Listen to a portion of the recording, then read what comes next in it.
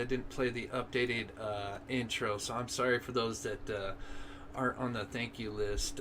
I will update that as soon as this live's over. Give me 1 second. Let me switch this over here. Okay, there we go. Thank you guys so much. So I am Chris with Monsters Under the Bed. We cover murder, mystery to the paranormal. And in all my videos, I like to show missing person posters. So before we get started, I'm going to show some missing person posters, and then we've got got some videos I'm going to play. It's kind of like some backstory and some history of Montello, and then like a crazy incident. This guy happened back in 2013, but it's interesting because you get to hear some people that like Troy and stuff, because this happened actually right next to the Cowboy Bar. So we'll play that, and then I've got some updates on just kind of on everything with the case with Dylan Rounds, and then of course I'll update you guys on what our plans are, because as you know, we want to get back out there again and help search, but we kind of got set back today, so unfortunately we didn't get to make it out today. But as you guys know, we've been out there 3 times, and you know, we're going to get back out there. Just sometimes things don't line up, but we will definitely get back out there.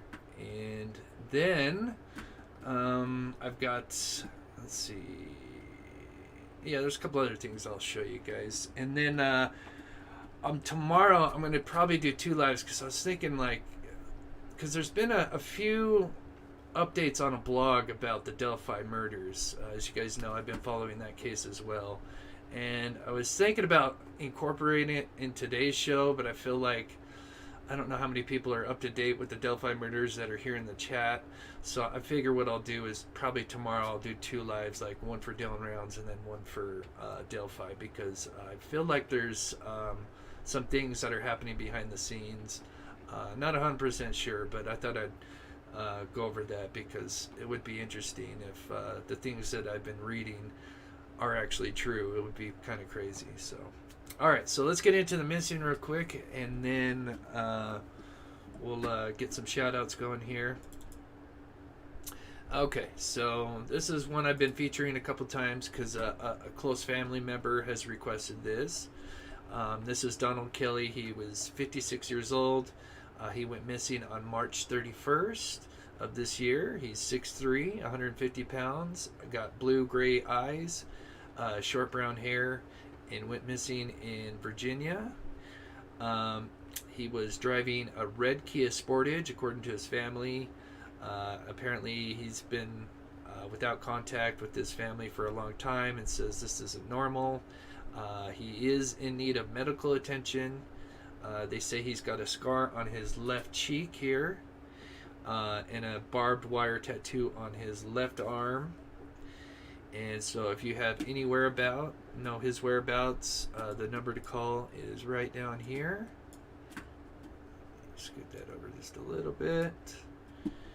And so that is Donald Kelly for Virginia. And then we've got Devron Brown, last seen June 3rd. Last phone contact June 19th. Let's see, it says he is 31 years old, 5'10", weighs 165 pounds. Last seen at his residence in Washington, D.C. He has a silver 2008 Porsche Macan. And then it looks like that's the Porsche right here, and I'll zoom in just a minute. Known whereabouts, DMV area or Las Vegas. Interesting. And so apparently he was last seen physically on June 3rd, but the last phone contact was on June 19th. So here is Devin Brown. Let me zoom in on him. And then this is his Porsche here that he drives. And then, of course, since we're talking about Dylan Rounds, I always have to mention Aiden Clune, who went missing just a month prior to Dylan Rounds, south of Wells, Nevada, near Curry. He pulled over on the side of the freeway, and got out of his truck and was tracked for about 10 miles and hasn't been seen since. There is a $5,000 reward. They did search over the weekend. I'm not sure the results of that yet. That was last weekend. I don't know if they're searching this weekend, but I know they've been going out there and searching for him. And my contact with Search and Rescue has shown me some flight paths that they've been flying over that particular, I think it's Cherry Creek or Cherry Ranch Mountain. And so that's good to hear that they're, looking for him. So, okay, let's see. So, quick shout out. 1 second here. I just want to quickly shout out Terry, Penny, and Roxanne for your donations the other day. Thank you guys so much. You guys are amazing. Everything that gets donated goes right back into the help for search for the missing. So, Emo Jim, hey Chris, thank you so much for keeping this Aiden Clune case alive as well. Thank you. Yeah, I'm actually gonna try to reach out because the mom did email me almost a week ago, and so I would like to maybe have her on the show sometime this week. Just depends on what we're doing with Dylan Routes. But yes, that is a goal of mine, is to have Aiden's mother on, and I think that would really help just kind of spread awareness. So yeah, Meat Wonder says, why Aiden pulled over? He was suffering for some mental issues, definitely some paranoia, and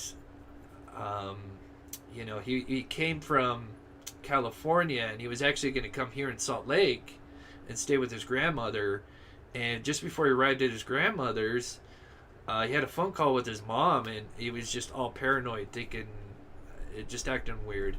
And so then he ended up heading west to Windover and then into Wells, spent the night at a hotel, then traveled south. And that's when he just got out of his truck. His mom thinks he was getting out to maybe play his guitar, and then he saw the Highway Patrol, because Highway Patrol showed up right after he pulled over, which is kind of sad. And I think he was paranoid of the Highway Patrolman, unfortunately, and kind of ran thinking that he was being chased or something. It's terrible. So, okay. So, I was sent some videos, which is about this supposed kidnapping that happened back in 2013 in Montello. Before I play that, thank you to Molly Drake. She sent me something. And there's Valley to the Bay. Let's see. Casey Boxlack is missing out of Salt Lake City, Utah, former U.S. Marine. Okay, thank you so much, Valley to the Bay. I will, let me write that name down real quick, and then we'll, in my next video or something, we'll feature him. So, right on. Glad to have you here, Valley to the Bay. Thanks so much. Speaking of which, one of the videos I was going to play is from Valley to the Bay. Before I play that, though, Molly Drake, see if we can turn up the audio. Yeah. Let me get this mic just a little closer. No problem. Okay, how's the audio now? Is that okay? Just put a thumbs up or a yes if we can. Alright. So just before I play that video, I want to play this one that was just sent to me. And I'm not going to play a lot of it because I don't want to get striked because I haven't asked permission from this one. But this is a parade that's going on in Montello. And the guy you're going to see is Rontello.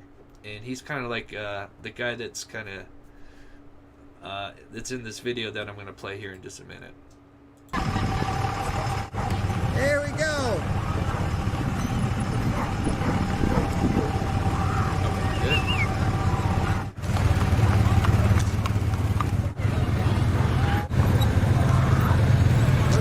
So yeah, this is just a little parade that's going on in Montello. As you can see, they're just like every other town. They celebrate. They're normal people. Yes, just like in every place, there's bad apples. But you know, here they're doing a parade just like everybody else, and so it's cool to see. They definitely have a unique style to their parade.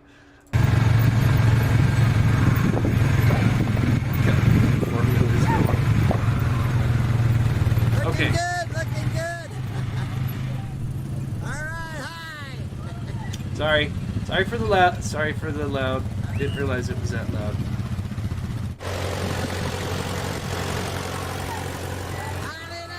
Happy birthday. Okay, is that good, guys?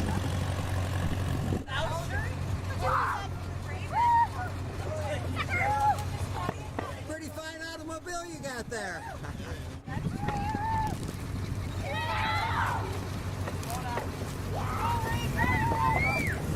Here, what's going on there? So yeah, here's the Cowboy Bar right here. Or no, is that Saddle Sore? Okay, so there's Saddle Sore right here. Oh, I hate how all this. Can I hit X on it? There we go.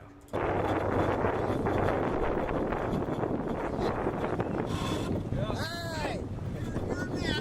Oh, hey. So this is the first time seeing this particular video. Okay, so there's Montello. He's going to be the guy that we're going to be showing the video here in just a minute. That's my hat. Very interesting character for sure. Good drummer.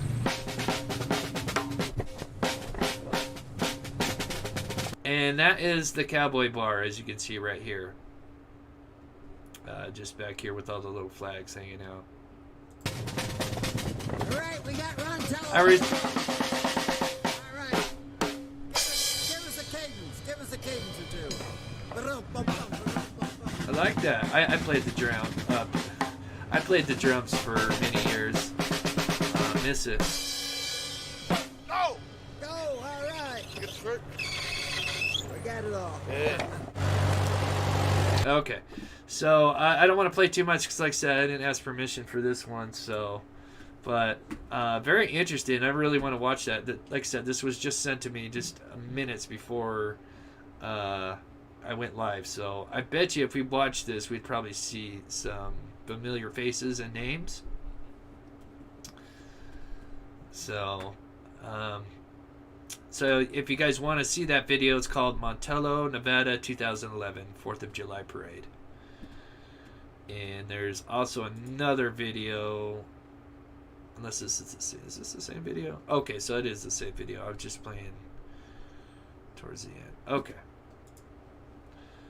All right. So now, so that's 2011. Now moving on to 2013 with this crazy video that was shown to me by Valley to the Bay. I hope it's okay if I play part of part one, Valley, just to give some context. I asked to play part 3, but I'm like, gosh, I should probably play a little bit of part 1 to kind of give some context to it. So I hope that's okay. So I'll come over to my house. I'll sit. Okay, so let me turn this up. Now I'm going to be honest with you. It's a little hard to understand him, so I will try to translate some of the stuff he talks about. But he'll mention some familiar names, such as Troy. Computer. It's a lot of noise to me. Okay, so let me give you a small little context just so you understand what's going on. So just before he hits record, I guess he's hanging in his house. He has his friend John with him, and he's on the computer doing something. And there's 2 guys and a woman that end up coming in and basically like snagging up John, his buddy, and then like hitting him over the head. And there's a little bit of blood. We'll see it here in just a minute. And they throw him up. Apparently they tied him up and then threw him in the car and drove off. I mean, it just happened so fast, he said. And so we're literally watching the recording just like minutes after they've left. He kicks on the camera. And so this is what's going on. Let me move let me move this over a little bit.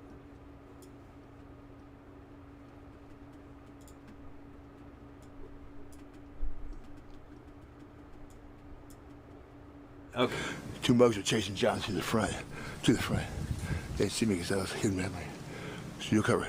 They beat him up and they took him. They took him out the back way. We're in the back now. We'll see if I can. I didn't have my gun. That's why I couldn't help him. Fuck. I find my gun. It's in my backpack in the back shop. So they took him. Fresh footprints. Fresh footprints. Now, John Paul, a local, and Joe, who services the slot machines, it's a cowboy. They both saw a black car, sort of like a Denali, a blonde chick at the wheel. That's all I know. I got this. So I presume Troy has called the sheriffs. As you can see, you just mentioned Troy. So Troy, obviously, and you'll see that I guess his house is next to the Cowboy Bar. And I will show that in part 3. So I'm just going to play the first half of part 1 and then part of part 3. And then I have the link to his channel in the description. Yeah, this is terrible. Just need to get the most. And this did happen. So if you're thinking he's like making this up, this did happen. And I have the full story and I will give it to you after. But it's crazy. But after the fact, this is fucked up.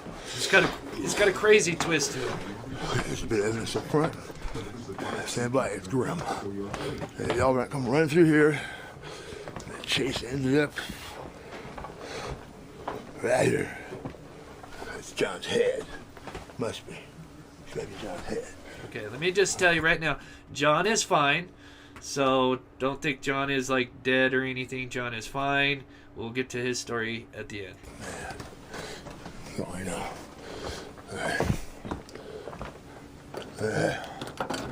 We'll talk to Troy. I'll be back. Okay, I went and checked it out. Troy didn't make the call. So Tracy said, when you make the call, we got potential, we got kidnapping and potential murder, and you didn't make the call. Thanks a lot, bitch. Okay, so he just said is he went to go talk to Troy, who is at the Cowboy Bar next door. And he said, hey, because he told him, he's like, hey, did you call the law enforcement? And Troy said no. And we've heard also the name Tracy thrown around as well. Okay, let's back up. Okay. That's like where's John Head was. And there's a mystery liner. Not touching it, my fingerprints, okay? And the other thing I can see, besides the handy footprints, perhaps suspect tire marks as well out there. It's okay, wait.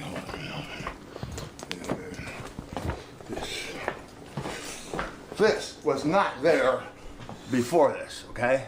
Not touching it. But I have some evidence. Okay, so. Damn it, my fucking gun on me. Where was it? In my fanny pack. Right here. Where are we? We're behind the kitchen. Damn it. Damn it. Every time I need my fucking gun, I don't got it. I did get a brief glimpse of one of the mugs. The description fits any number of fuckers. So, Officer Friendly called me just 2 minutes ago from local county sheriff's. And he said he notified local authorities in the Utah side. So I get a chopper. God damn, how hard is it to find a black car? Looks like Denali on the Highway 30. Be the only one in the county. Stand by. It's gonna get ugly. God damn it. This guy's quite a character. He's something else.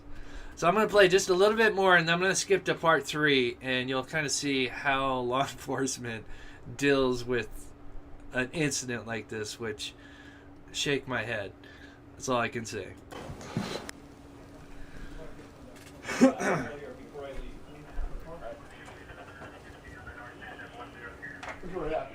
What happened? Well, John's working on that trailer. John who? His name's John Hughes. John Hughes. Okay, so you really can't hear this. I'd have to turn this up. Okay, so this is probably a good time to switch over to part 3. Okay, so, and like I said, there's a part 1, part 2, and a part 3. Valley to the Bay.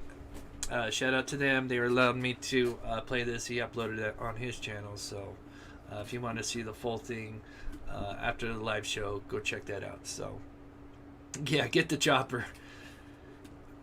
So we're going to skip to part 3 here. And you're going to notice a familiar area here. Oh my God. So now law enforcement's been there for a minute. Probably got their detectives and stuff like this. What do you got, lyrics? What do you got there? Is that a criminal? Excellent. Oh.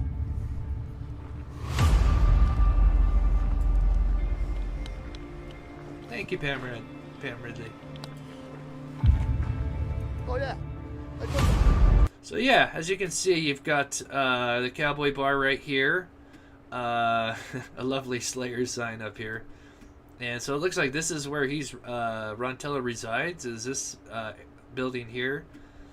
And I've actually driven past that a couple times, and I'll show you what that looks like now. I think they've kind of refurbished it a little bit. It definitely doesn't say Slayer up there.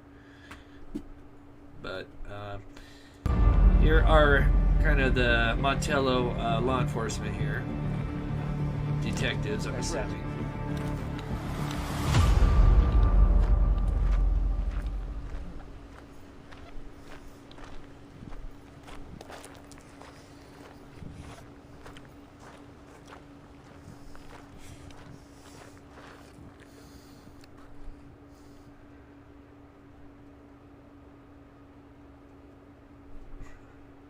Thank you so much, Cluckers, for the super sticker. You're awesome.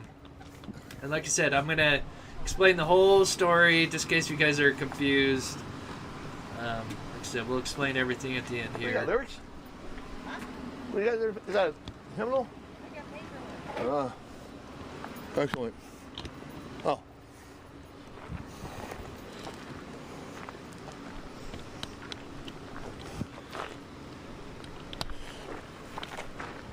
Oh, yeah. I took him.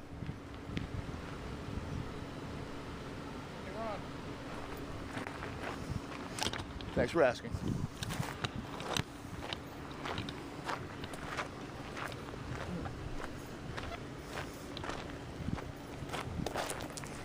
Yeah, Wild West modern day hasn't changed much.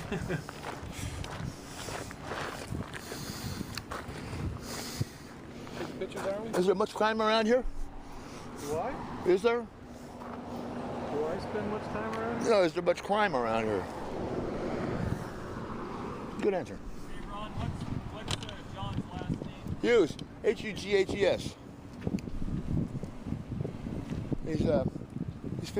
He's 55 years old. 65. 55. Yeah, I used to listen to Same age. Slayer when I was young. Yeah.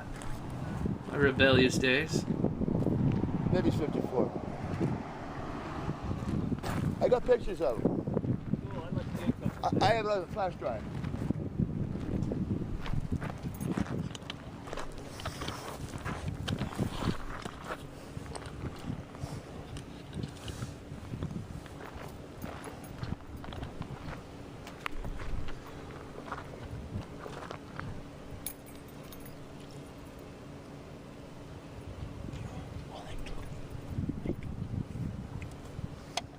Okay, I'm going to skip it forward here a little bit. It's kind of...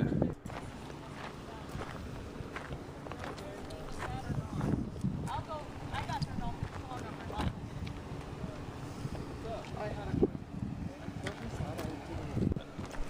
So you got a couple pictures of him, Ron? I have, yeah, absolutely, and a video. Okay. It's on flash drive. I wanted to show you guys how they were... Waiting for They were it. like just taking some pictures, Not and mad, then just I had this schedule. the footprints or shoe prints, they don't even like actually get out like the L shape and like tripod and like, I don't know. I've seen some of the comments saying that this is like poor detective work. I'm gonna steal this from you, Ron. It's got some blood on it, maybe. I got more. Okay. $2.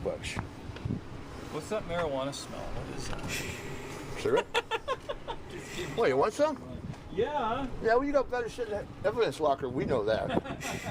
That's all dried out, Ron. It's good stuff. Man, you got more drums than Carter's got peanuts. Yeah, not quite all of them. I like your bomb. Gone. Gum. You hit it for me one time. It was pretty cool. I do it again. I clear the debris out of here. That's okay. Came right up here, Ron. Did the deed. And went out. Yeah. It was about 2 minutes. Like I said, this story's got like a crazy twist to it, like the most bizarre twist. Did you find your gun prior to their departure? No. No. What? I go chasing after him, shooting me like in the movies? No. I just to protect Oh, myself, it's a mix of a little bit of Western I have a shotgun here at the ready, and Yeah. but you know, it's not the right application. Yeah, I found my gun. There's no fanny pack back there in the work scene. What was he working at back there? The travel trailer. 77 over National Ray. Pop out. Early prototype. There's the hammer. I got a picture of it. Alright, you want to take it for fingerprints? You want to back it up? Good, you know what? It's confusing. Yeah, look, everybody. How do we have? What's in this I get in? so that's Montello. He was either working there, which is the highest probability. There's a motorcycle over there, some tools. But this is where we think he was working. I don't know. There's a glove here too, though. But he had a hammer in his hand. You don't normally use a hammer on a motorcycle, but you never know. Okay, for those that are just tuning in and going like, what in the heck is going on? So, basically, in 2013, this guy Montello, he's got his buddy John with him. I think John was working on something, and Montello was on his computer or in his bedroom or doing something. And then all of a sudden, two guys come in and nab up John real quick, and then hit him over the head, and then apparently like tied him up, and then threw him in a car. And I think there was a female driver, and they took off in a black vehicle. And then, of course, you know, he goes to the cowboy bar, says like, oh shoot, you know, this went down. Tells Troy at the cowboy bar. He tells Troy, hey, call the cops. And then he comes back, grabs his camera, and then he finds out that when he goes back to the cowboy bar, Troy never called the cops, so he had to call. And then they show up. Obviously now they're doing their detective work, and yeah. Nothing else is taken, huh, Ron? Well, look at all this shit. I can't take inventory. We want to do an inventory right now. Great, find my other glove.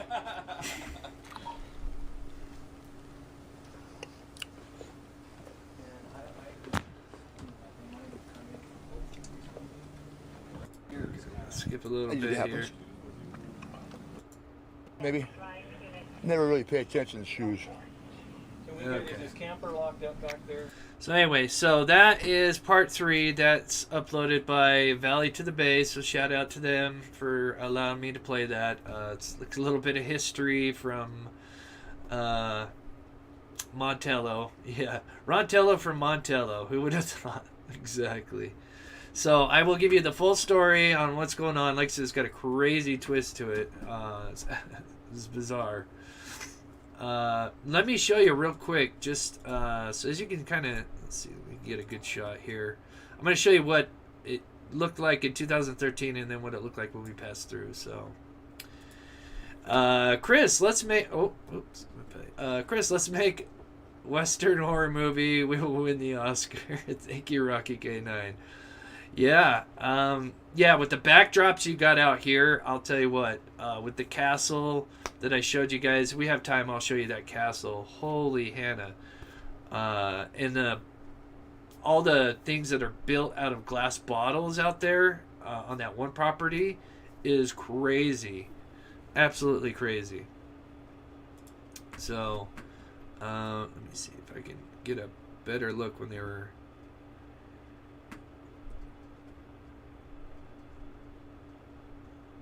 It's got Slayer on it here. A little bit further. When does he go back over? Okay. All right. Let's do it right there. That's a good spot. Okay.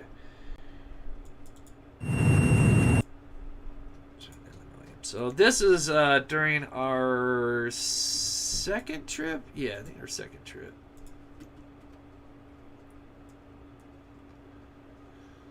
So we're on Highway 30. And so here's Montello.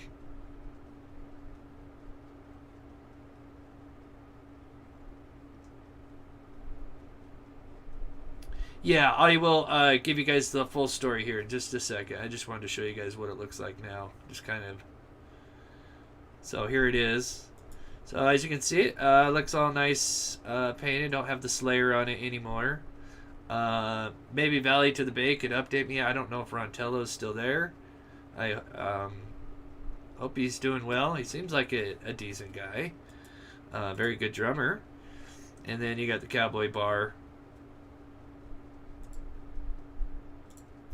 Which, seeing that phone booth is so strange. Especially a phone booth that actually still has the phone in it. I wish we would have stopped and checked to see if that phone worked. I'm like dying to know if that phone actually still works. So, for those that, just a quick recap for those that may not know. So you've got Troy. So you got the two brothers, Kurt and Troy. Troy kind of runs the Cowboy Bar and Cafe here. And you've got Kurt, who runs the Saddle Store Bar and Grill. Now, Kurt is, from now what we've kind of learned, has been kind of a close friend of Dylan's. How close, not sure, but at least good friends. Dylan would obviously come out to Montello a lot because that's where, you've got he'd get his food and stuff, and then he apparently would spend the night in Montello often, and so knows obviously Kurt very well, and Kurt has obviously done a lot of interviews lately and kind of talked about Dylan, and so okay, let's see, somebody back that out. What's up, Grizzly? Oh, I just saw your thing in here. What's up, Gizla? Thank you so much for tuning in. It's got to be late where she's at, because she's in the Netherlands, so she's like 8 hours ahead of me, so it's probably 1:30 in the morning right now for her. Okay, so now with what happened to John Hughes, I'll give you this story here. But please do, if you guys are interested, check out Valley to the Bay. Like I said, he's got 3 parts. I don't know if he's releasing a 4th part or not. But I'm just going to give you a little bit of just the rundown of the story here. Because like I said, this has got a crazy little twist to it. And so you got let's see, let me have it at the top. Okay, so here's the headline. Let me make sure you guys can see it. Utah bounty hunters face felonies for Montello's fugitives capture. A Utah bail bondsman who brought in a reluctant client back to Ogden may find himself facing felony charges from the Elko District Attorney's Office, said Elko Sheriff's Lieutenant. We asked the DA's office to look into this, Martin said. We may have a kidnapping, burglary, assault, and battery, to name a few. It was pretty unnecessary. All they had to do was give us a call, and we would have been there. So, this is John Hughes. This is the poor guy that was abducted or kidnapped. But what it was actually these bounty hunters that came and nabbed him. But they did it in a totally unprofessional way. And this poor guy Rontello thinks this guy just got kidnapped. So, I mean, just like what in the hell? So anyway, yes, John Hughes was reported abducted August 20th by Montello resident Rontello. According to Tello, 2 men and a woman driving a black SUV broke into Tello's home, chased down, tussled with Hughes, bundled him in their vehicle, and drove off. And like I said, they were bounty hunters. I guess John Hughes had some warrants. He skipped bail, and So they obviously they want their, they're going after. It's just like Dog the Bounty Hunter. They help him out. He skips bail, doesn't pay, whatever. And so they break into this guy's house and just, and just, it's crazy. Totally unprofessional. Hughes was out on a $6,000 bail relating to a third-degree felony arrest for possession of drugs. In Utah, third-degree felony, especially those related to crimes, often pled down to misdemeanor, simple misdemeanor with little no jail time. After making bail, Hughes did not make court date sentencing in July 31st. Instead, he went to Montello to work renovating an old camper trailer with Rontello. So, he missed his court date, and he wanted to go make some money in Montello, help him with Rontello, and then these bounty hunters show up and make a fiasco, and it's just crazy. So, anyway, he ended up being safe. He was in jail, and so it says his failure to appear caused the warrant of his arrest. The bail forfeiture proceeding was initiated on August 8th. According to bail bondsman Bob Bartlett, the Ogden Company could have problems making up the loss to the court, especially if Hughes had put up property for collateral. So getting Hughes back and then their money was certainly their motivation, obviously. They just went about it the wrong way, I would say. Every time I've gone after a bail skip, I've always notified local law enforcement. At worst, they will tell me I am on my own, but often, especially in rural areas, they will show up to keep the peace. Sometimes their very presence helps calm everyone down. Clearly, they did not do that. It is important to be on good relations with them and show them courtesy. They're talking about, the bounty hunters and notifying law enforcement. So, anyway, what a crazy little event that happened there. So, let's see.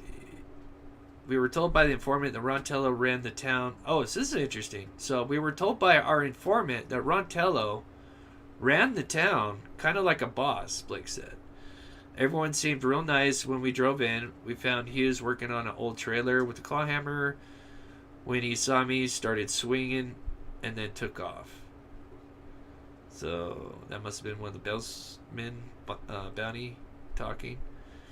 According to Bartlett, a police presence also can help preclude the lawsuit against the bondsman by his quarry should force be necessary to bring him in.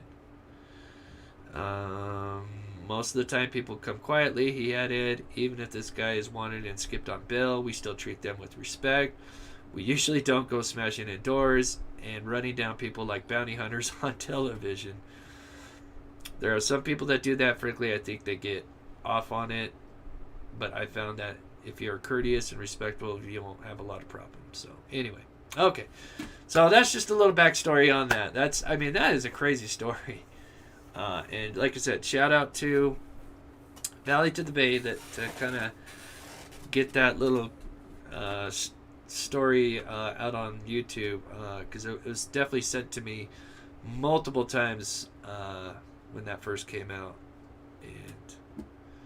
And then I just found out the backstory to it just last night. Because I was wondering, I'm like, well, what happened? I knew John Hughes was found in jail, but I was wondering the whole context of the story. So pretty interesting.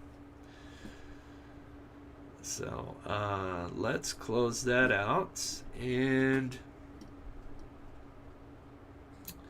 talk about a couple things with Dylan Rounds. Let's see, what I'm going to jump to first here.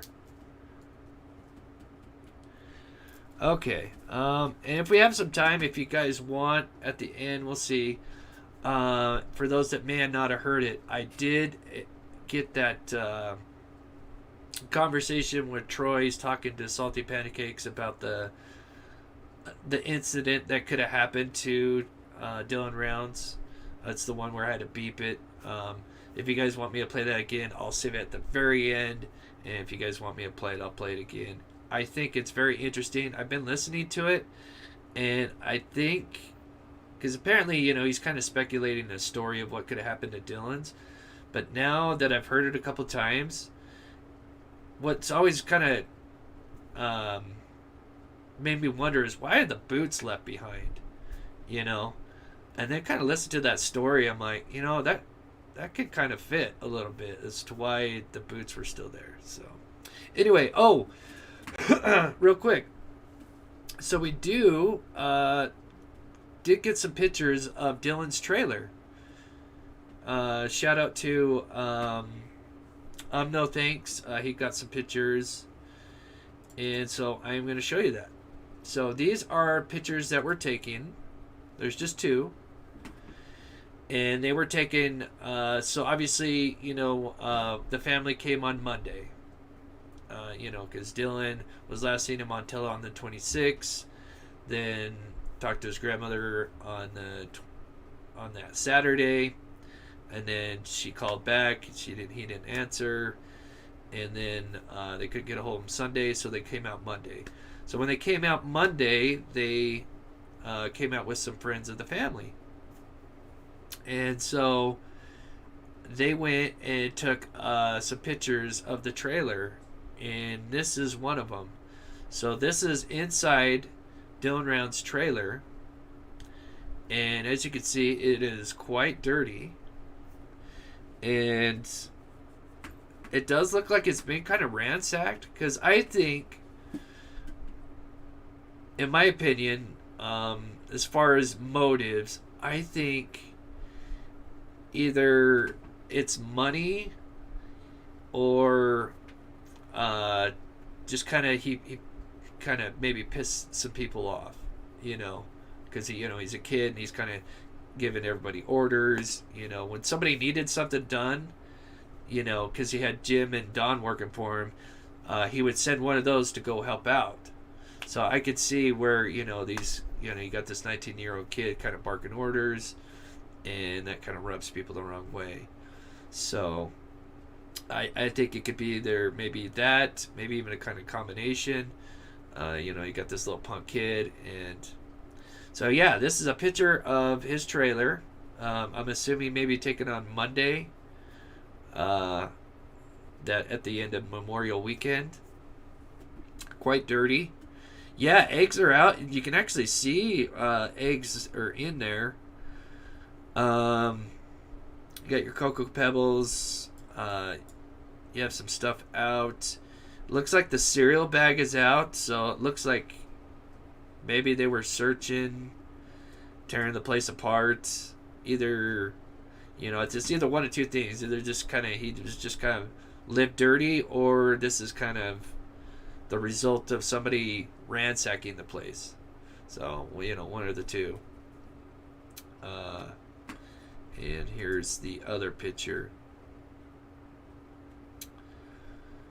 So I think that's a little interesting. You kind of have this like cupboard here kind of pulled out, and whatever that is, it's really poor quality. I apologize.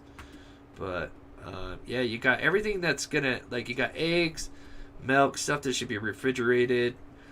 I don't know if they were running off generators. I would think so. It's tough to say. I don't know if they had solar power. I don't think I ever saw any solar power grids when I was looking at all the footage. Here's somebody's arm. This must be a family friend or something. They're just kind of checking, but yeah, kind of interesting though.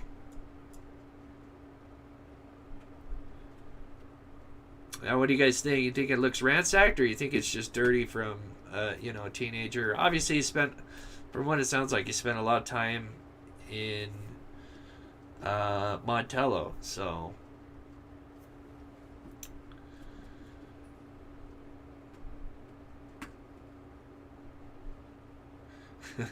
yes, this is crazy. Chris, he was a slob at that much. Maybe, yeah. I mean, here in the interview with Kurt, whether you believe him or not. He did say that Dylan was kind of dirty. So, and I've always been kind of, I don't know, I've always been kind of clean, so I didn't live like that, so it's kind of hard to relate, so. Let's see, what do you guys say? Both, he's a boy. Yeah, I mean, it's true. You know, just a messy teenager. Yep. Ransacked, but already a bit dirty. Yeah. If it was ransacked, things would be all over the ground as well. Ooh, yeah. Possibly. I'm assuming they didn't touch anything. Hopefully they just went in and took pictures.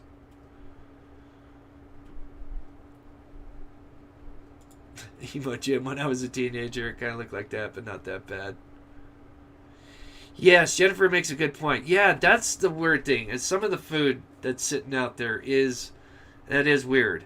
It's like they tore that fridge out looking for something. It is weird that you got all these perishables sitting out.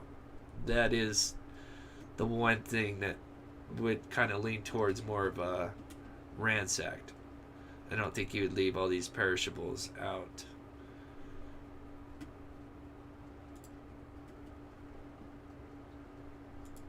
Yeah, so it looks like people are kind of both.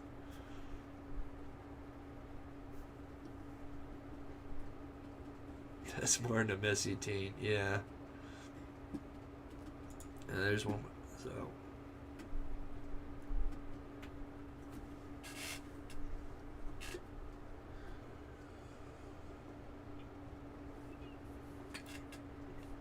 Cindy says, if I raised 3 boys, if I didn't clean their rooms, it looked like a bomb went off. True.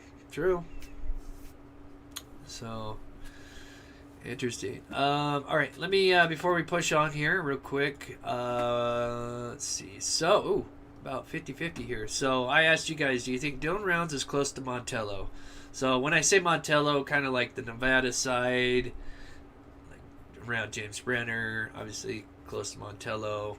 So we've got a little more. So it's 58. Here, we're just going to end the poll. 600 people voted. Let's see. Yeah, that's the cabinets are. Yeah, there's a lot of cabinets that are open that look kind of that too. Definitely, for sure. So it's about almost, well, I guess 60-40. So a little bit more people think he could be close to Montello. And I'll kind of go show some of the updates on where people have been searching. Molly Drake says, do we know if the trailer had power at this time? That's a good question. I am going to research. I'm going to go back and look at the footage from Heavy Diesel because they kind of fly around both the areas. I'm going to see if I think I've seen the generators sitting out by the camper. But who knows how often they're running them. Alright, so. Okay, let's see. Okay, one thing that I wanted to share with you guys that I have discovered, and if you guys have some time, I would love to know if anyone's checked this out as well. So, do you guys remember, obviously, the first main YouTuber that could really cover the story, obviously, was Heavy D Sparks. And if you remember, in his video, at some point he's flying through a wash, and they're following these tracks, right? And they're wondering if it was Dylan's truck, because they kind of noticed that this track was fishtailing. And then fast forward a couple weeks, and you have the Facebook page, Dylan Rounds and everything, and they say, oh, well, that was from the search party, which, okay, that makes sense.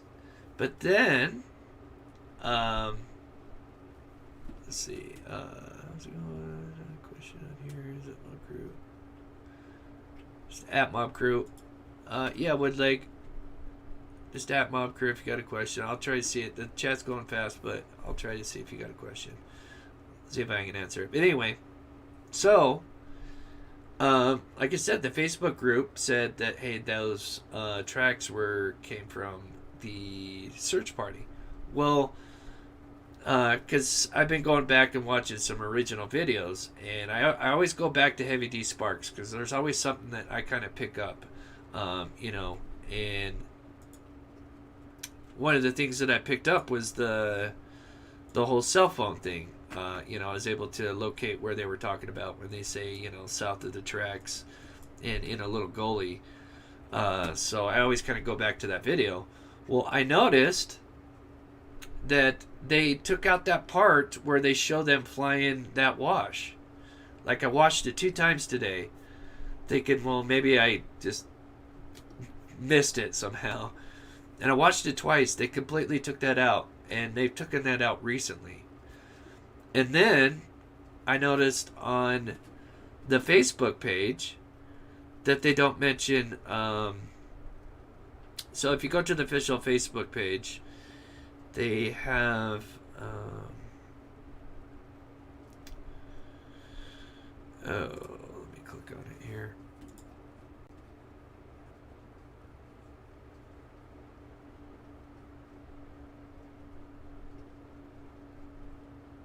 Oh, that's where I'm missing it. Okay, here.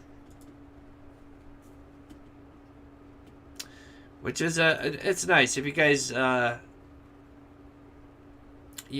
an updated timeline. They update this fairly often, which is pretty cool. So they have a timeline that's 10 pages here, and then they also have frequently asked questions, which is really good if you're like new to this case, and because there's a lot of people I see ask me like, hey, have they searched the pond that Dylan Rounds had? Yes, they have. Have they searched near the grain shed? Have they searched the burn pile? Yes, they've searched all that.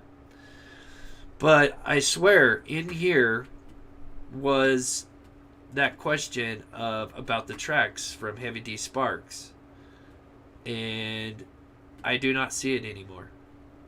So the reason why I bring this up is it's just weird that Heavy D Sparks would take that out of their video, and now they've taken it out of the frequently asked questions as well. It just makes me wonder if maybe that is a lead, and now they kind of want to hush that. So that's just kind of my take on that.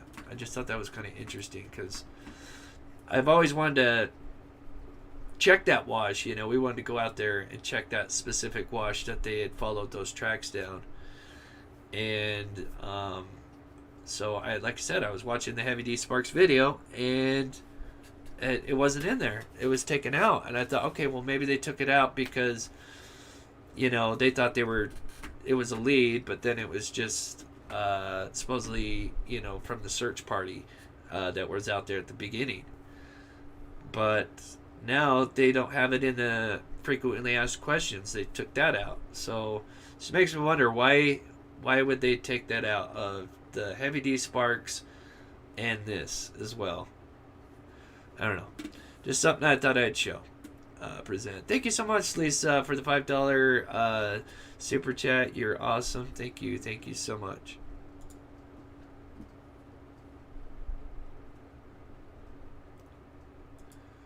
Yes, that's what I was thinking too. Like I said, I wanted to research that because I was interested on because I was going to see if I could figure out where that particular wash is, because we've been out there multiple times. I kind of know the area fairly well now.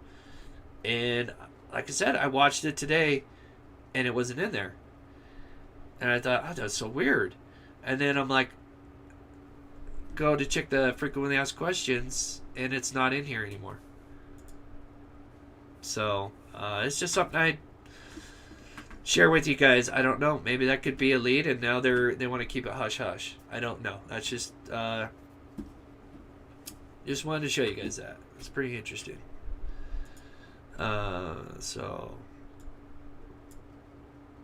Okay, so let's jump over to what kind of piqued our interest and kind of where we're focused on next as far as when we get out there the next time.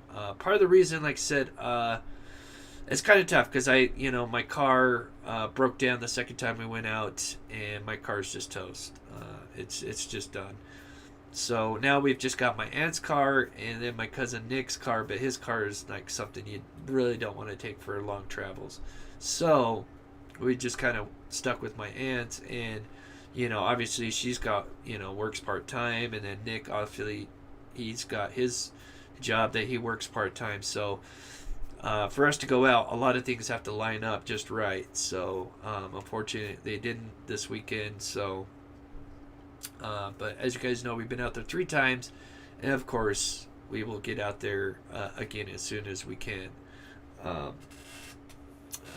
We sacrifice so much that we want to get right back out there. So as you guys know, I put out a couple videos because we've been working alongside Search and Rescue, and she kind of sends me some updates. And so this was taken on July 10th. And this is Park Valley area here. And what's very interesting is that they took this little extra loop around here, and then they finished this little grid. And then I talked about in my last live how this is kind of something similar to when you're kind of mapping out a terrain and stuff like that. So then in the same, and this is so just for those that may not know, this whole little mountain range is the Bovine Mountains. You've got Devil's Playground,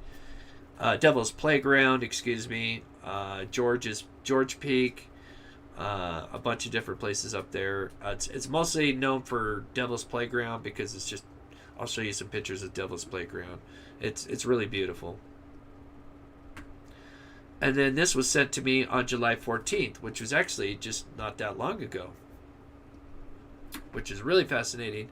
And like I said, this was sent to me again by Search and Rescue because, and I get, there are no fires in Bovine Mountains going on. So just in case there are people wondering if that might be a fire, there was no fires. There was one way north up here somewhere, but nothing up here. So this particular flight is very interesting. This happens to be right over George Peak, which is a little bit west of Devil's Playground, but in the Bovine Mountains, which there are a lot of mines, unfortunately. So yeah, so 2 flights took place over the same mountain range, and could it be possible they're looking for Dylan and mapping out some terrain using something like LiDAR, kind of like what we did with our drone, where we mapped it out with Drone Deploy, and then we can look at it 3D real time, just like you're looking at Google Earth, but you're looking at it, at a new updated photo, and you can actually map the terrain out where you can actually scan it and tell if stuff's been altered within the last time you've scanned the place.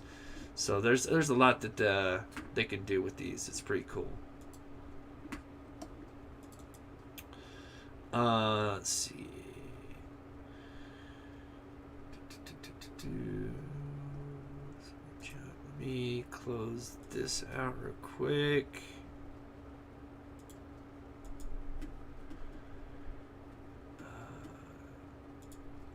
That.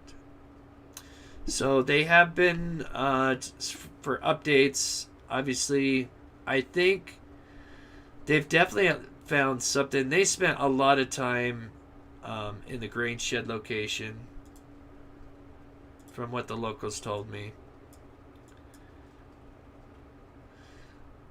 So I think that they found some kind of evidence besides the boots somewhere around this grain truck area, because they spent a lot of time out there. And then you've got FBI out there, I think. That is, oh my gosh, me! Oh my gosh, you're so awesome. Thank you so much for the $50 super sticker. Thank you so much. You guys are awesome. So, yeah, so now some other updates where some other search parties have been going down. So, as you know, just quick update, we'll show you James Brenner here. So, just for those that might be new to the cast here. So, we got some main characters. We got James, aka Jim. We got Don H.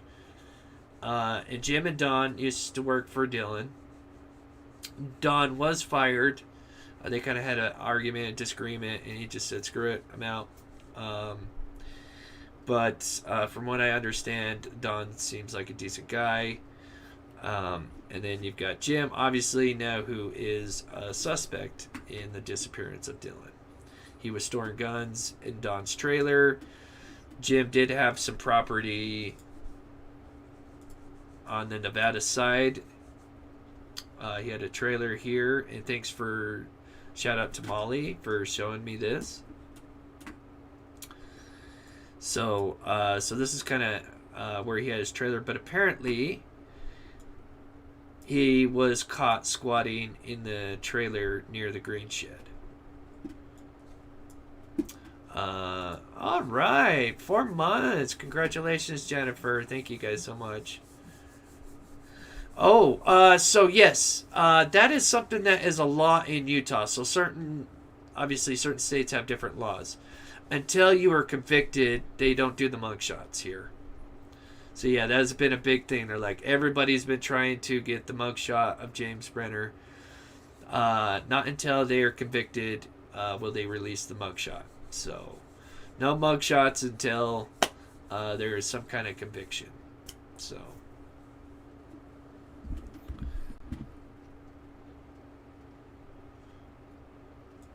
Oh, glad to have you, Michelle.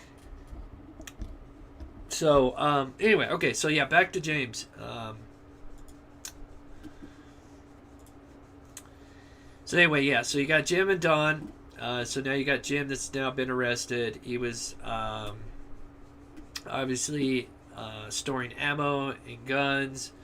And then you have Chase, who was the guy that kind of stumbled out of the desert and Dylan gave a ride to.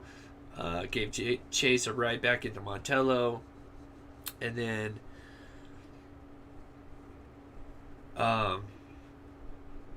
he was picked up, I believe, by his father sometime over Memorial Weekend. And this is why this has kind of brought us over this direction. Is that he was picked up. Zoom out here real quick. He was picked up somewhere in Park Valley. As you know, FBI went out to Park Valley. So I think it could be related to just tracking the movements of some of the people that have been involved with Dylan. And so, you know, the FBI was out Park Valley during, I think, the 3rd week, I believe. So, and then, of course, what you have north of Park Valley is the Bovine Mountains.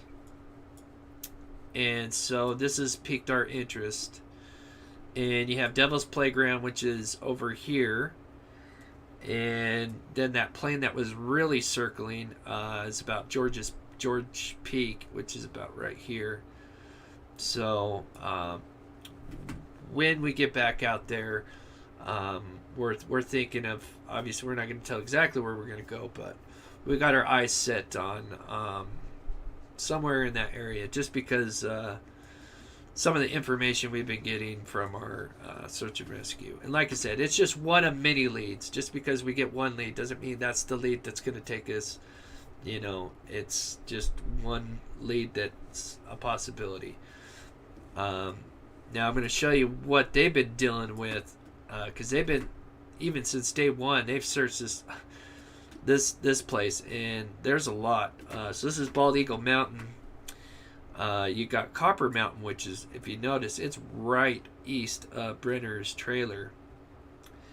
And let me just kind of show you what they've been dealing with Copper Copper Mountain.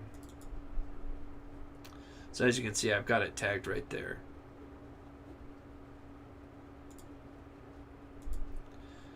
So sorry for the pictures. I'm going to have to zoom them in here. Some of them are not the best. So this is up in Copper Mountains. This is obviously the Bald Eagle Mountain. And there are mines, caves.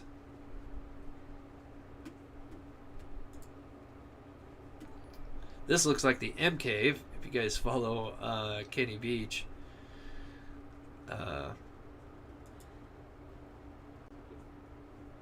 There's a creepy little cave entrance to that one there. And then they got these ones that are very dangerous, because usually when they're done with the mine, they'll put up what's called a head shaft, so that way you don't go falling into a mine, and it's kind of like a lid for a shaft in a way. It's a structure that you'll usually see. It's kind of like a weird pyramid at the top. It's called like a head shaft, and they kind of build those.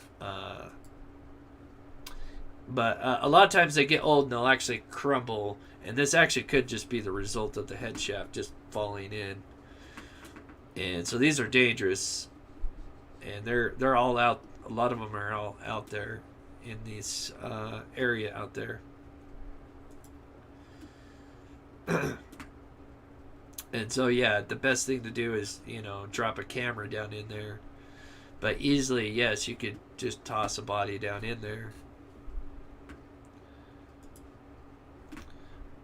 Some more caves here. Another cave. Looks like someone took a picture of inside of a cave, which is just as dangerous, because there could be a lot of unstable areas in there that could sink or drop at any time.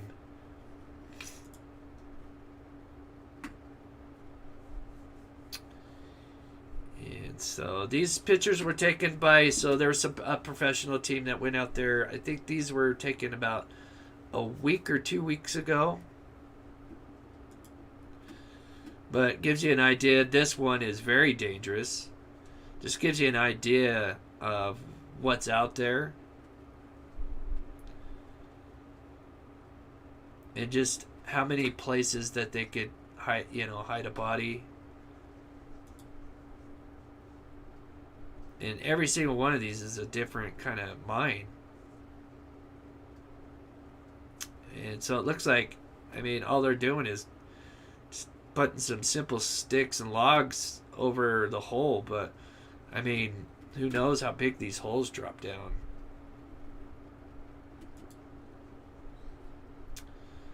So, another cave.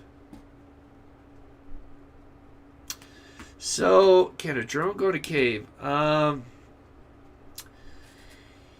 It would... In a cave, it would have to be a big cave. Now, a mine, if it had a good area, because some of the more newer advanced drones have sensors, just like the Tesla cars, that know that it's coming up on a structure, and so won't move even if you try to move it. So it would be possible to bring something down if it's if there's enough space. But you got to be careful with that. I would probably go with a camera. But yeah, cave. If you need to go, if there's something that you don't trust walking through, yes, obviously a drone would be nice to fly in there.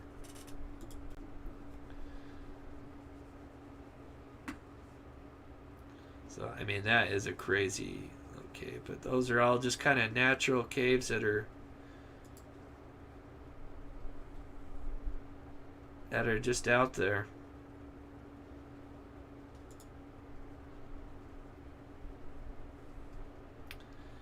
This looks like it's some kind of collapsed mine, actually. Now it looks like a cave, but it looks like it collapsed, which is dangerous. Oh, and there's Montello.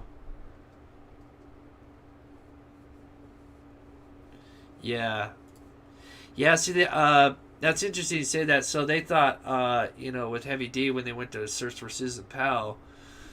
So like I said, typically with the more, the mine shafts that they have out in Dugway, which is, I'm going to show you guys. I mean, they're everywhere, but, so Susan Powell, let's see, back it out. Let's see, is suspected to be out in this area here. At least one of, oh, Dugway. Actually, it's actually over here. Sorry, I went a little too far. But there's a lot of mines out there that they, mine for topaz and emeralds and whatever. But they'll typically have like a head shaft. But yeah, you could burn down the head shaft and it'll collapse down in it. So yeah, you could throw a body in there and you burn it down and it just collapses in. And yeah, you could definitely cover up a body. Strapped with a good rope and bungees to retrieve it. Yeah. Keister Bunny, is that the guy from Kidnapping Montello? Yeah. So if you missed the first part, we went over that story. Sorry, Keister, if you missed it. If you get a chance, check out the first part. We kind of went over the video and then talked about what happened to him and everything. It's got a crazy twist to it. Very, very crazy twist. So, all right. So, let's see. How long have we been going on for? So, you guys want to hear that interview one more time? That's the possibility of what could have happened to Dylan. You guys want to hear that again? It's about 5 minutes. I think it's interesting. Like I said, I've heard it a couple times. I think it kind of makes sense with the boots, to be honest. Because with the boots just kind of chilling out there and everything else is gone, why leave something out there? Why not just take everything? So,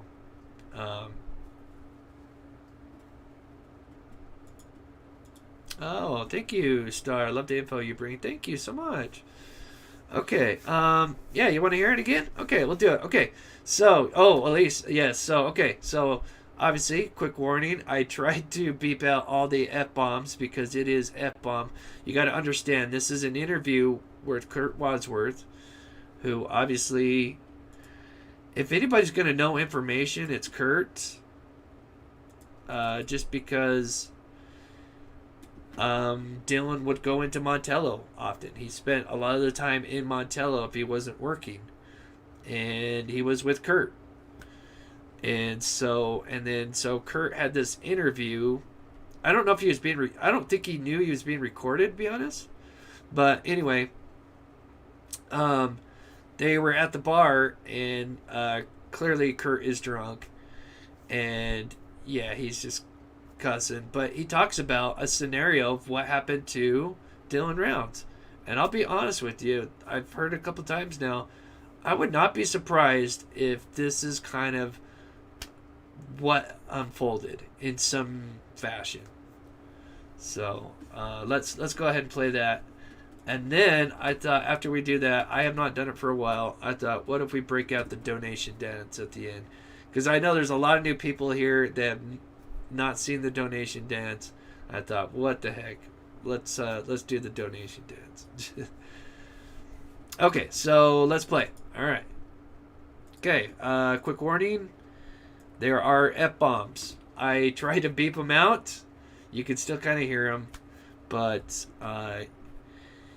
he talks about what could have happened to Dylan.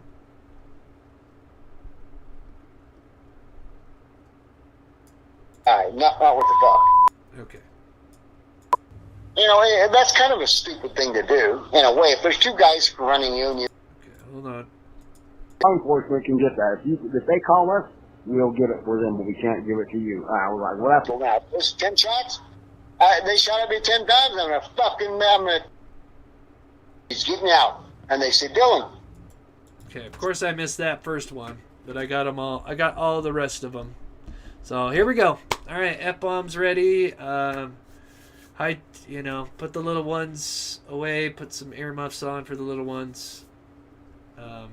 Here we go. Will you hire us? We need a job. And Dylan's looking at him like, no, I'm not hiring. I don't need no help right now. I got plenty of help. And they're like, and then it goes right to, they heard about the $30,000 check. Then it rolls to, okay, fucker. Give us the money. We need some money. Fuck, that's... Wow. You... And Dylan's, and he's a cocky little fucker. If they said, we want your money, he's like, fuck you. You know, that's kind of a stupid thing to do, in a way. If there's two guys running you and you act like that, you said, oh, you want money?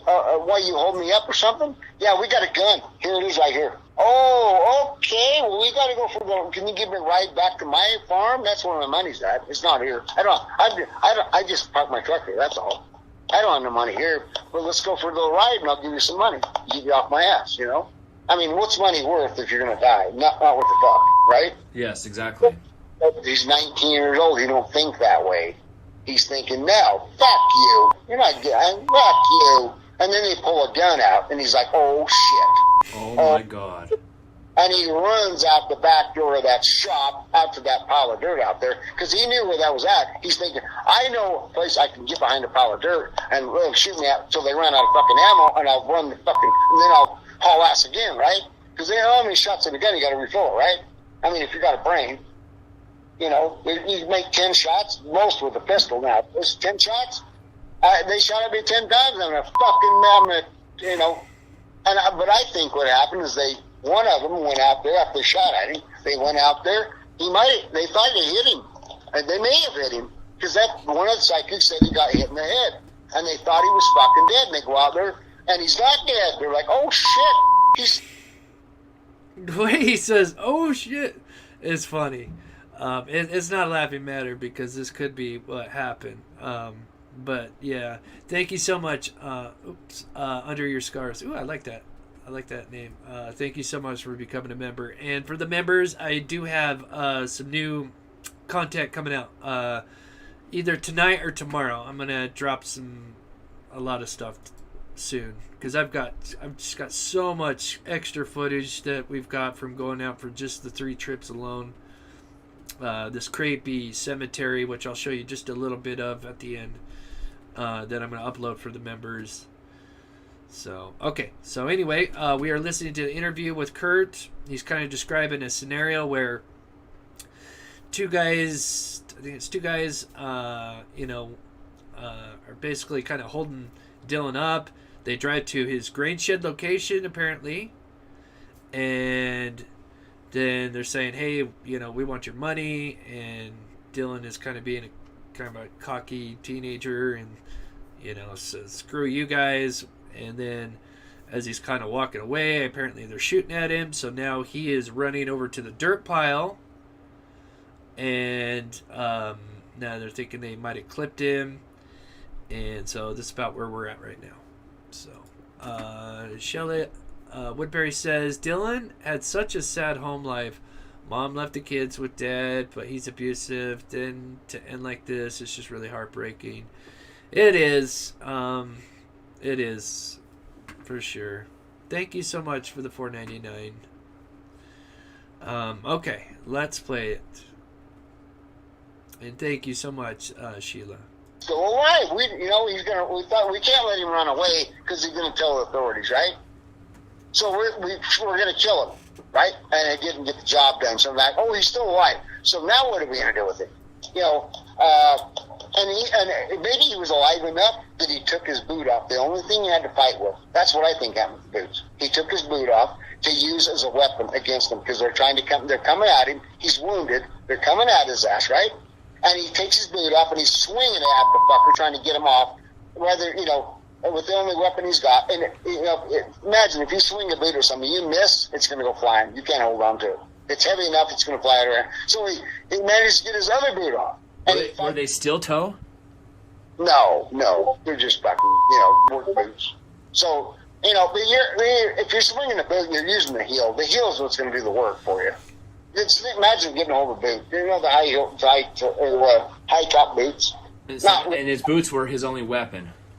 Yeah, maybe the Lord's putting these thoughts in my mind. They could be, I don't know.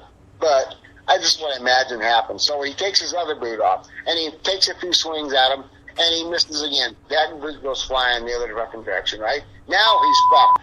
Only thing he can do is fucking run. Well, he's wounded to start with. He has no shoes on. How far is he going to run? They got shoes on. They're not wounded. And they chase him fucking down. They get their hands on him, and they... So I just want to pause it right there. So, I mean, that kind of makes sense. Got some feedback in my ear. It kind of makes sense that, you know, how they say, like, the boots just seem, like, tossed behind the pile. And I think, I mean, like, if you're going to hide the evidence, you'd think they'd, like, at least try to bury the boots or something, you know? So that's why this kind of, in a way, kind of makes some sense. Like, and they were afraid to go back to the grain shed because they didn't want to leave any more evidence of, like, tracks or anything like that. So that's what kind of keeps coming back to my mind is, like, why would they leave the boots, you know? All the other evidence is gone, you know, as far as wallet, key fob, everything else.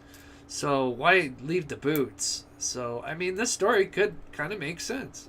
Yeah, Dylan had guns, but apparently they're in the truck, and obviously if he, you know, didn't realize these guys were so serious, and but obviously this is all just, you know, speculation, whatever, but I mean, it could have some truth to it, who knows? They start beating on him to calm him down, right? They're like, you motherfucker, you're not getting away. You better quit beating on. You better quit swinging because we're gonna kick your ass. Damn. And then they put a fucking piece of twine around his neck and they walk him back to their vehicle or whatever with a piece of twine around his neck. He has no way to get away at this point. He realizes I'm fucked. I am fucked. I gotta listen to these motherfuckers at this point. I gotta appease them to some degree. I've appeased them. They're gonna fucking kill my ass. Oh my god, that makes the most sense. So at some point they said, "Where's your fucking money?" He Where's goes, the money? Where's the money? And he says, "Okay, well, you know, he's trying to appease him. He doesn't want to die because they have a fucking rope around his neck, and they're going to throw him in the trunk of a fucking car, I have to think, and they're going to take him to a drive." Well, they probably set him in the seat to say, "Okay, show us the way to where the money's at." At that point, I don't think they knew where his farm was at. So this is how the seat and shit got forward, okay? So they drive him. They make him show him where his place is at, right? He's tied up. He has no defense whatsoever. And they said, "Where's your wallet?" "It's in my truck right there." And that's why they put him in the back of the truck, because probably blood was dripping out. Oh, I don't think that happened. No, I don't think that. But well, anyway, if he was shot, there would be, you know, he would be dripping blood. Well, maybe that happened, or maybe it didn't. You think there'd be blood? There'd be blood in the car, which is still sitting in town over here. It still sits in town, and nobody's looked at that fucking car. Now, who in the fuck is behind this investigation? Not even they caught Robert out there. They watched. Gigi, thank you so much. Yeah, is it Gigi? Oh, thank you so much for the $5. You're awesome. Thank you. Yeah, there is a lot of details. It is interesting. Yeah, there is the way he's telling the story. It's not. It just kind of flows. It's very interesting for sure. Out there one day, Justin was following him. He had somebody following him. He went out there one day and he came back. I don't know what happened on that. And he went out the next day again and he was digging a hole. And that's when he called the authorities and they actually arrested his ass. Okay, I think that's it. Yeah. So, I mean, pretty wild, for sure. Thank you, Daisy, for the $5. You're so awesome. Thank you so much. Yeah, I think maybe swinging the boots around is a little silly, but I think something like that went down as far as, like, the boots. Like, maybe he ran out of his boots because he was getting shot at, and you know, something like that. But I think the boots were left there, on accident because something went down there, and they just did not want to come back and leave any kind of like trail or anything. But I don't know, but to me it seems like it is leaning more towards a good possibility that this was some kind of stupid robbery, or just a kid being a little cocky and just kind of pissing off the wrong people, unfortunately. But no, I don't think any, as far as like the money that he has, there's no major money missing. Because I forget the amount. I'm going to say 30 something, but yeah, as far as the parents said, nothing significant is missing. So if this was some kind of robbery, they clearly didn't get away with much. So which would be pretty sad, to lose your life over what's in your wallet. I mean, would be really stupid. But so as you can see here, this is actually the Bovine Mountains. Oops. Oh, here, actually, I'm going to play it. So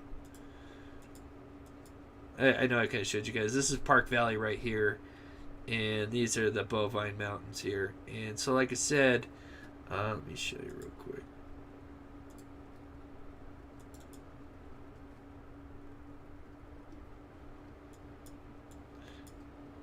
So as you can see, here's Park Valley.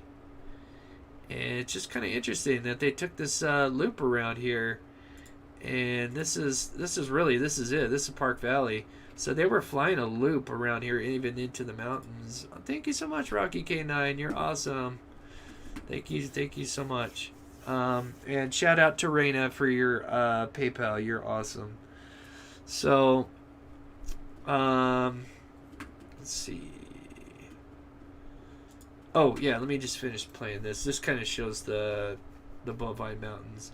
And then I was going to show you the Devil's Playground, just a few pictures real quick, if you're wondering what Devil's Playground looks like. And then we'll kind of wrap the show up here. We'll do... since I haven't done it for a while, I thought we'd play the donation dance. It's been so long. You don't have to donate. I just do it just because it's, we're always talking about bad stuff, and it's been a while since I've brought it out. But yeah, here's some just kind of looks at the Bovine Mountains here, which also has the Devil's Playground. This is kind of closer to, I think, Devil's Playground. It's got a lot of granite. It's really beautiful. Absolutely beautiful.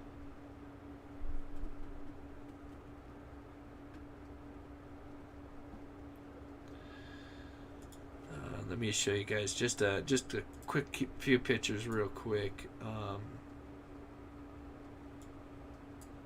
Let's see. Oops. Oh.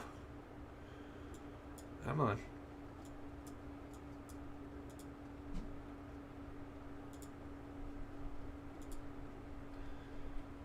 Down. There we go. I'll just show you just a couple of pictures real quick, and I can't zoom in. Dang it. But really beautiful.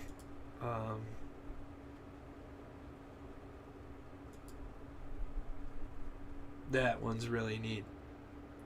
So yeah, this is the Devil's Playground.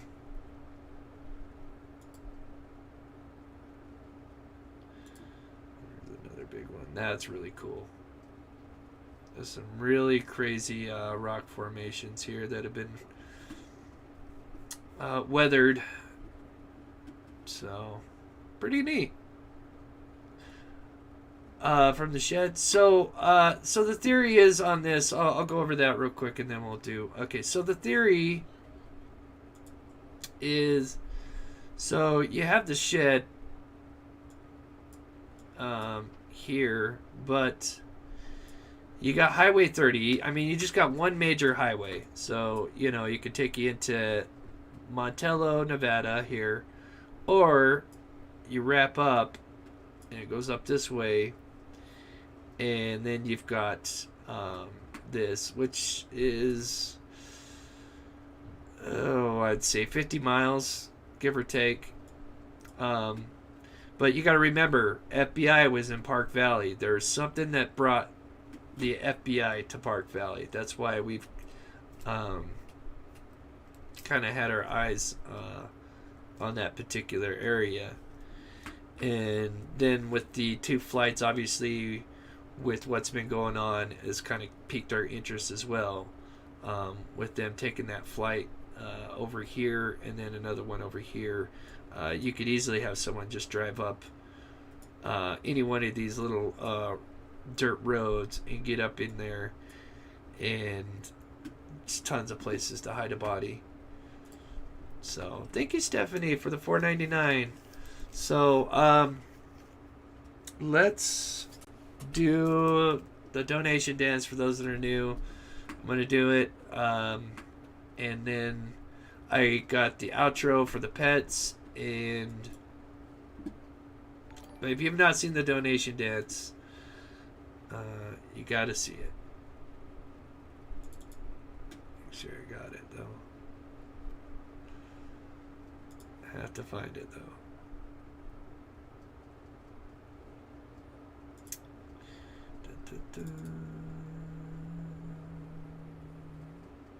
Folder.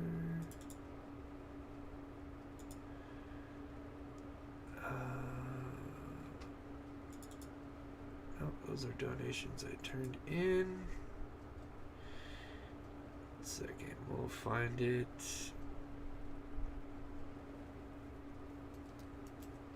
I know where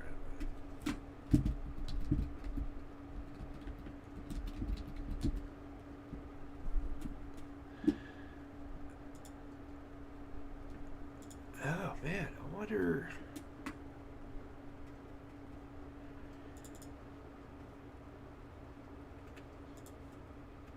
Oh, I know where it is. Okay, I know where it is. Okay, give me 1 second. Oh, I've got to clear everything out. I've been so busy with everything. Where are you? Where are you?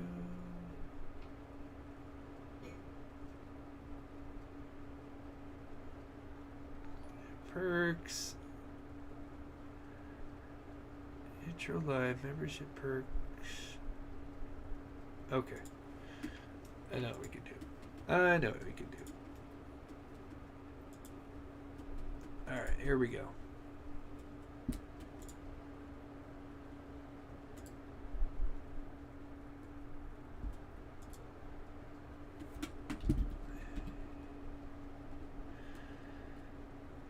Okay, here we go. Alright, this is one I haven't played for a while. I can't play the other one because I get copyrighted, which sucks so bad. So I'm going to play the original one, but I think you guys will like it. Just to lighten the mood, because we're always talking about bad stuff. And it's the weekend, so let's have a little bit of fun, shall we? Alright. That said, I just encourage people to smash the like button. You don't have to donate. If you do, that's awesome. If not, no worries. Oh dear. Trying to make it so I can fit. Just right. Okay, here we go. Cool.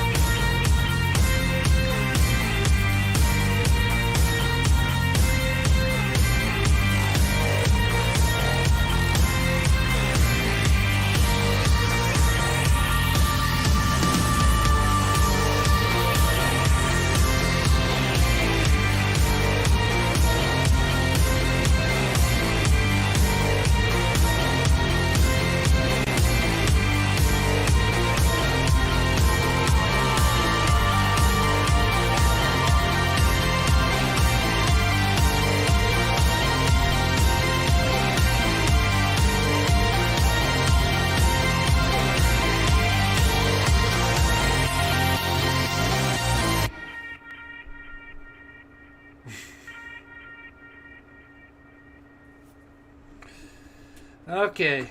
Like I said, don't try those moves at home. Might hurt yourself.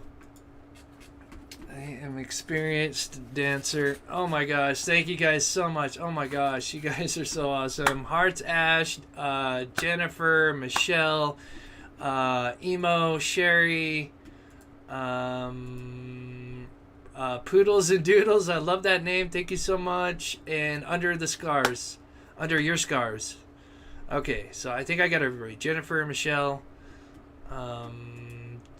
Emo, Sherry, Poodles, Hearts, Ash. Thank you guys so much. Okay, so before we go, we're going to have 2 shows tomorrow. We're going to do another Dylan Rounds. I've got a couple other things I want to show you guys. And, oh, is that Lady M in there? Oh, good. I missed you, Lady M. Thank you, Lady M. You're awesome. And shout out to Lady M. I think I've got most of the mods sent out their gifts. Most of them should have them by now. That's awesome. Thank you, Wife of Rock. You're awesome. So, like I said, there's been some stuff going on with a blog that I follow about the Delphi murders. Apparently, take this with a big grain of salt. There could be some stuff going on. So I would like to do a show about that. I feel like I was thinking about like doing, just one big show, but I feel like that just wouldn't fit together. So I'm going to do 2 shows tomorrow, hopefully. So Dylan Rounds, and then this new update with possible update with the Delphi murders. And Miss Gianni, thanks for all you do. Boots on the ground. Thank you so much. Yes, we will try to get out there when the time is right, which it'll be soon, I'm sure. We just gotta, timing has to be right. So, GG, did you upgrade? Thank you so much for becoming a member. You're awesome.